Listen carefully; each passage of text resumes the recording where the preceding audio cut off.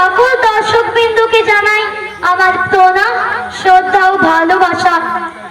আমি উপস্থাপনা করছি কবি সুব্রত চক্রবর্তীর লেখা আমি নেতাজি সুভাষ বলছি।